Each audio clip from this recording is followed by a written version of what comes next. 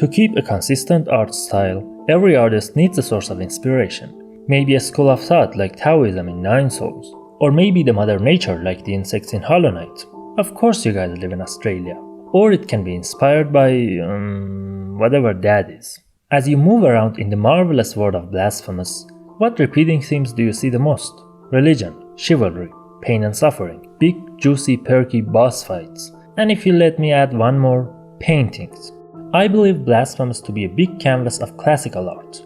Every nook and corner of this game is filled with references or inspirations from great classical paintings, especially the 16th and 17th century. Today we put this theory into test to see if we can find any paintings similar to the game's scenery, architecture, characters and boss fights. I'd also appreciate it if you hit the like button and subscribe. Thanks! First, let's look at it as a whole. Blasphemous art is heavily inspired by Baroque style in terms of shapes and compositions, especially the subject's poses, and uses a similar color palette to of Christian art, the magical ingredients to a fever dream of a game.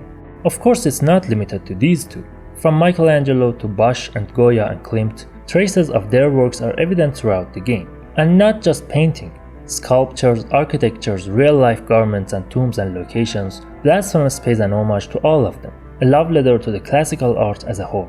Anyway, let's get to work. Starting by the biggest one, the penitent one's helmet. Seeing a white pointy hood in the streets can be disturbing for some of us, but not in Goya's A Procession of Flagellants.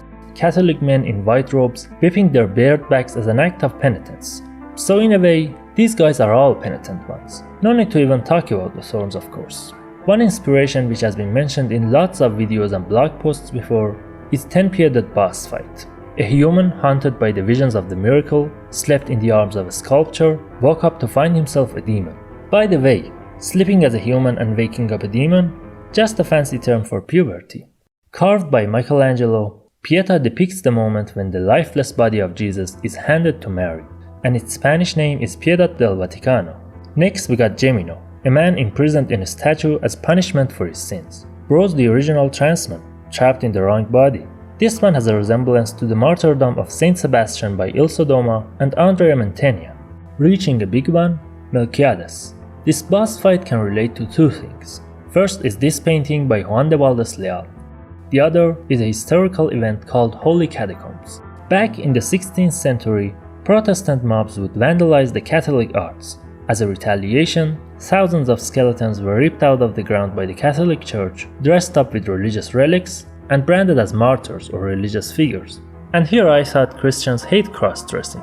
Outside the bus arena of Melquiades, we come across this quote directly referring to the catacomb saints. Next one is easy to guess. This feet-washing statue is obviously inspired by the very classic work Death Note. Drawn by Ford Madox Brown, Jesus is washing Peter's feet during the Last Supper. There's a controversy around this piece of art, as many believe this man to be actually Judas. The idea is that the painter made an intentional subversion and emphasizing on Jesus' humility even towards the man who is going to betray him. On a side note and spoiler warning about Death Note, jump to this timecode if you haven't watched this amazing anime yet. As I was saying, that's why L was washing Light's feet, telling him that I know you're Judas, I know you're Kira and I can't prove it, sorta accepting his fate. Next, and an iconic one, is Our Lady of the Charred Visage. There are two main parts to tackle here. First, the hand. The hand gesture is derived from a praying posture called orance. The face looks a lot like to of the expression in Martyrdom of Saint Bartholomew, but there's no solid relevance here, just me shooting my shot. Maybe the last important one is Lady of the Six Sorrows. They didn't even bother to change the name with this one. It's inspired by a concept called Our Lady of Sorrows or Seven Swords of Mary. This concept is very famous with lots of sculptures and paintings around the world depicting it in different ways. In the game, each of the 6 swords represent a health upgrade for Penitent 1 or a capital sin the lady punishes herself by. But why 6 and not 7?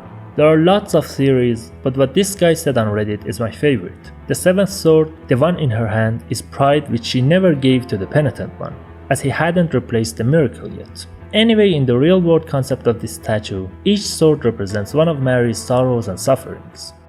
These were the main references and inspirations. There are lots of others which I just mentioned without further explanation. This guy is a reference to The Last Supper by Da Vinci, where Jesus wore a red and blue robe. The crying statue looks similar to this one of Mary Magdalene in St. Martin Church, called the Entombment of Christ. This one reminded me of Bernini's Ecstasy of St. Teresa, but again, I might be onto nothing. Scriber's hand gesture looks similar to Baphomet's statue. Resting place of the sister looks a great deal like Tomb of St. Eulalia. This robe is inspired by a real-life robe called La Esperanza de Triana robe. While not an actual classical painting, Nascimento resembles a mythical creature called a cephaloi. Golden Tears by Gustav Klimt had to have an impression on this shot. And last but not least, this statue resembles Salome bearing the head of Saint John the Baptist by Guido Reni.